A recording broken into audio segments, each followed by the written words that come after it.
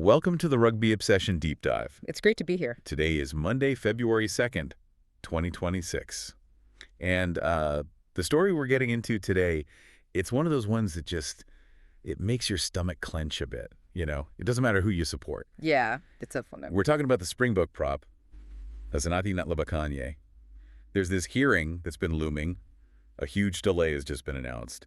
And then you've got Rassie Erasmus, the head coach, sort of in the middle of it all, giving this, I don't know, this sort of incredibly nervous but also really firm support. It is a heavy one. And I think right off the bat, we need to be clear about the vibe for this discussion.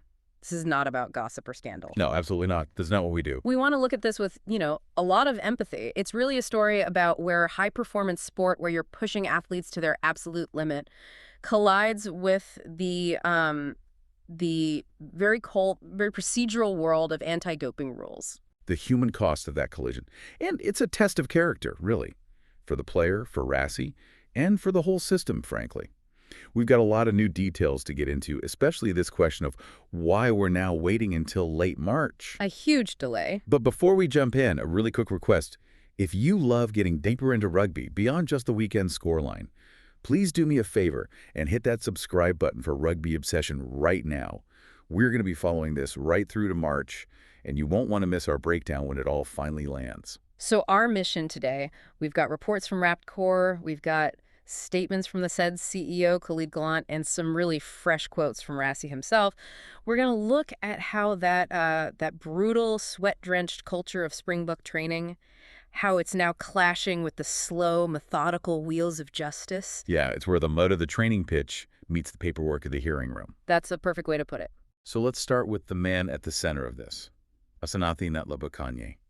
For anyone listening who maybe hasn't followed every Lions game or maybe missed that Bokke debut against Italy in Kachebara back in 2025, who is this guy? He's a really interesting character. A tighthead prop, which for anyone new to the dark arts of the scrum, that's your anchor. All the pressure comes through your neck, your spine. So they're big guys, historically.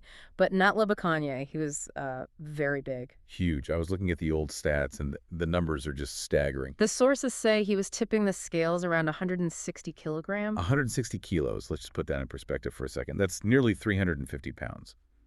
In today's game, with the ball and play time and the speed of it all, that's almost a liability, isn't it? It is. It's a huge strain on your body, your ability to get around the park, and that's where the real aha moment of this story comes in. His transformation, he didn't just accept it, he knew he had to change. And he did. We're talking about shedding between 15 and 18 kilograms. An incredible amount of weight to lose when you're already a professional athlete. I mean, think about that. That's like carrying a small child on your back for your whole life and then suddenly putting it down. It's life-changing. And it wasn't just, cutting out bread. This is the bit that really stood out. It involves the Springbok Scrum coach, Daan Human, and his farm. Camp Danterod. Camp Danterod. It's become this legendary, almost mythical place in South African rugby. It's not a fancy gym. It's a working farm near Bloemfontein. We're talking old-school, back-breaking manual labor mixed with scrimmaging until you can barely stand. It sounds brutal. And Ntlabakanye, he didn't shy away from it. No, the opposite. He leaned into it completely. And this is so important for understanding why this current situation is so shocking for everyone involved. He talked about this training with a really positive mindset. He's quoted as saying, "How do you get better? It's by working." So simple. It's by working. In an age of quick fixes, that's a really grounded philosophy. And he gave all the credit to Daan Human. Said he wasn't about just talking stuff, he was about action. He admitted that, that fitness piece was missing from his game. No excuses. He just went out and did the hard yards to fix it. And it worked. He got a Springbok cap. He was on the map. You could argue he was one of the most improved players in the whole setup. His career path was pointing straight to the sky. He was leaner, more dynamic. Just a beast. Which is why the news that broke during last year's Rugby Championship just felt like such a gut punch. You've got this amazing story of hard work and discipline, and then bam, a brick wall. A total shock to the system. You have this perfect upward curve, and then it just flatlines. Okay, so let's get into that brick wall. We have to be really precise with the language here, because the legal stuff matters. The incident was an adverse analytical finding. That's right. It came from random testing during the Rugby Championship. What does that actually mean? I think for a lot of people, it just sounds like he failed a drug test. And it's a really vital distinction. An adverse analytical finding, or an AF, It means the lab found a prohibited substance or markers of it in his sample. But, and this is the key thing, it's the start of a process, not the end. It doesn't automatically mean guilt or intent. Which explains why he wasn't just hit with a 4-year ban straight away. Exactly. And here's the insight that I think is really confusing people. Ntlabakanye was not provisionally banned. Hold on. So he could be playing right now? In theory, yes, he's actually free to play while he contests this finding, which tells you that SEDS, the South African Institute for Drug-Free Sport, don't think the situation warrants an immediate suspension while they investigate. But he did sit out, right? I remember he missed about a month during the championship. He did. The reports say he was kicking his heels on the sidelines, so that seems like it was a management call, maybe a precaution, but it wasn't a formal official ban from the governing body. And this whole thing is just dragging on. The original hearing was meant to be December 2025. December. And that came and went. And now we have the update. It's been pushed all the way to the last week of March 2026. That's a 3-month delay on top of everything else.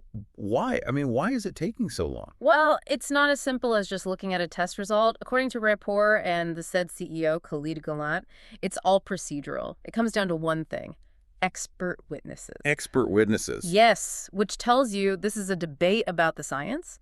It's not a simple case. It's likely a complex argument about, contamination or toxicology or how the lab even interpreted the data.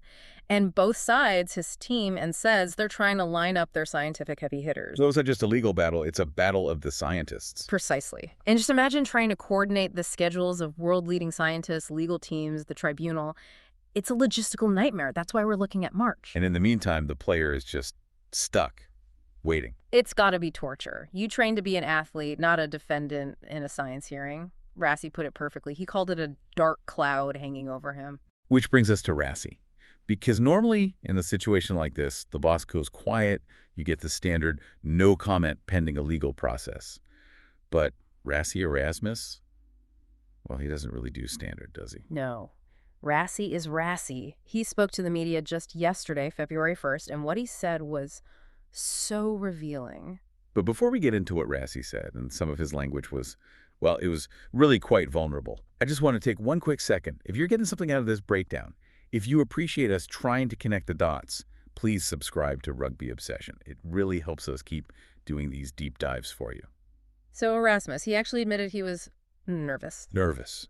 You just don't hear that word from a World Cup winning coach very often. He's usually the picture of control. He also said anxious. He talked about that dark cloud. And is that nervousness just about squad depth, or is it something more? It feels much deeper. He said, I'm nervous for him because I know how he trained and tried. He's tying his own anxiety directly to that transformation we were talking about. He saw the work. He saw what happened at Camp Dandraad. Exactly. He saw the 18 kilos come off. He knows the suffering that went into that. So for him, he's saying, look, I know the character of this man, and it just doesn't line up with someone who would take a shortcut. He went even further. He basically stated his belief in the guy's innocence, at least in terms of intent. He did. He said, flat out, I don't think he intentionally did anything wrong. That's huge.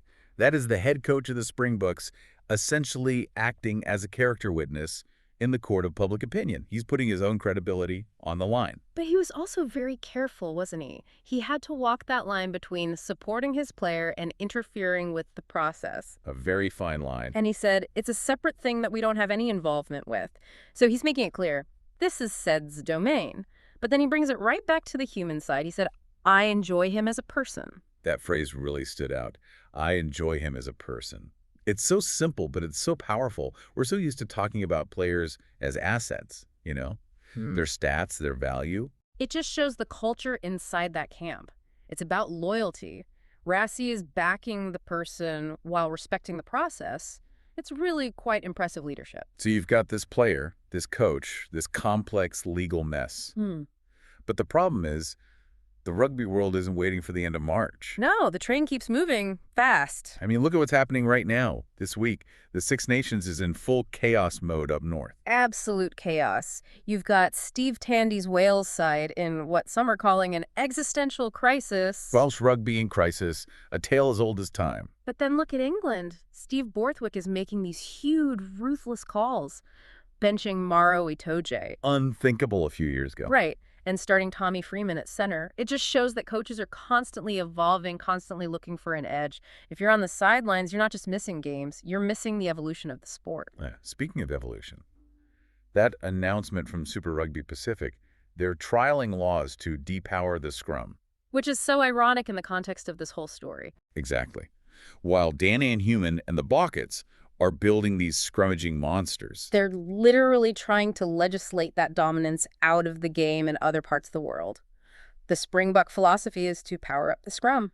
So while Ntlabakanye is sitting under this dark cloud, the very laws of the game that value his specific skills are being debated and potentially changed. It just adds another layer of anxiety to it all. It's not just about clearing your name. It's about getting back into a sport that might look different when you return. It just shows how fragile a pro career is, doesn't it? It's a high-wire act. So, to wrap this up, you have Asenathi Ntlabakanye, who showed incredible character to transform his body. You have Rassie Erasmus showing incredible character by standing by his player.